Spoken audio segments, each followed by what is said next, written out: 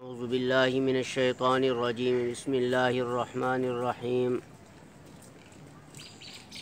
یا ایہا النبی انا ارسلناک شاہدا ومبشرا ونذیرا وداعیا الی اللہ باذنہ وسراجا منیرا صدق اللہ العظیم۔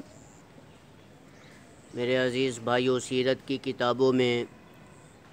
یہ واقعہ لکھا ہے کہ رسول اللہ صلی اللہ علیہ وسلم نے ارشاد فرمایا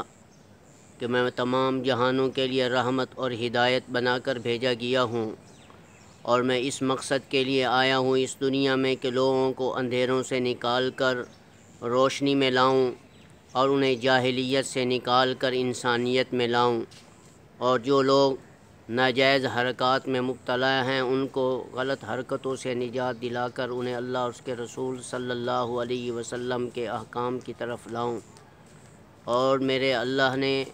اپنے عزت کی قسم دے کر کہا کہ مجھے میرے عزت اور جلال کی قسم، جس میرے بندے نے اس دنیا میں شراب کا ایک گھونٹ بھی پیا، میں اس کو اس ایک گھونٹ پینے کے بدلے میں جہنم میں ڈالوں گا، اور جہنم میں ڈال کر کھولتا ہوا گرم پانی پلاؤں گا،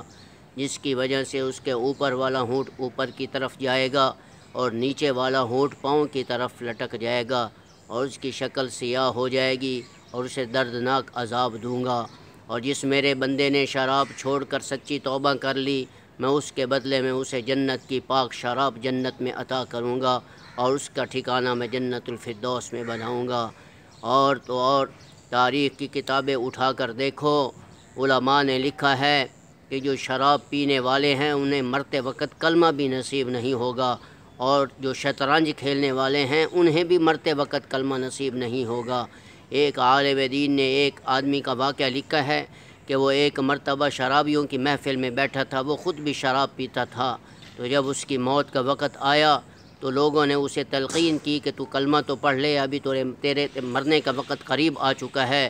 کیونکہ اس کو سکرات موت لاحق ہو چکی تھی۔ تو اس نے آگے سے جواب دیا کہ کوئی بات نہیں، کلمہ بعد میں پڑھیں گے، نعوذ باللہ، پہلے تم شراب پیو اور میں بھی شراب پیوں گا۔ تو اسی حالت میں وہ اللہ کو اپنی جان دے گیا، لیکن اسے مرتے وقت کلمہ نصیب نہیں ہوا۔ دوسرا واقعہ علماء نے اس شطرنج کھیلنے والے ایک شخص کے بارے میں لکھا ہے کہ جو کثرت کے ساتھ شطرنج کھیلتا تھا، یہ بھی ناجائز کھیل ہے۔ تو جب اس کی موت کا وقت آیا، لوگوں نے کہا کلمہ پڑھ لے، اس نے کہا کہ نہیں، نعوذ باللہ، میں کلمہ نہیں پڑھوں گا، جس مقصد کے لیے میں آیا ہوں میں تو یہی کام کروں گا۔ چنانچہ شطرنج کھیلنے والا شخص بھی بغیر کلمے کے اس دنیا کو چھوڑ کر چلا گیا۔ تو بتاؤ تم میرے بھائیو، جس شخص کو مرتے وقت کلمہ ہی نصیب نہیں ہوگا وہ کیا جنت میں جائے گا؟ کیا اسے اللہ تبارک و تعالیٰ کی مہربانیاں نصیب ہوں گی؟ ان خیالست و محالست و جنوب، میری دعا ہے اللہ رب العزت ہمیں ان تمام ناجائز حرکتوں سے، بالخصوص شراب اور بالخصوص شطرنج، اس جیسی قبیح حرکتوں سے اللہ ہماری حفاظت فرمائے۔ اور جو شراب پیتے ہیں ان سے میری گزارش ہے وہ سچی توبہ کر لیں، اور اس کے بدلے میں اللہ انہیں جنت الفردوس میں داخل کر کے انہیں جنت کی پاک شراب عطا فرمائے گا۔ السلام علیکم ورحمۃ اللہ وبرکاتہ۔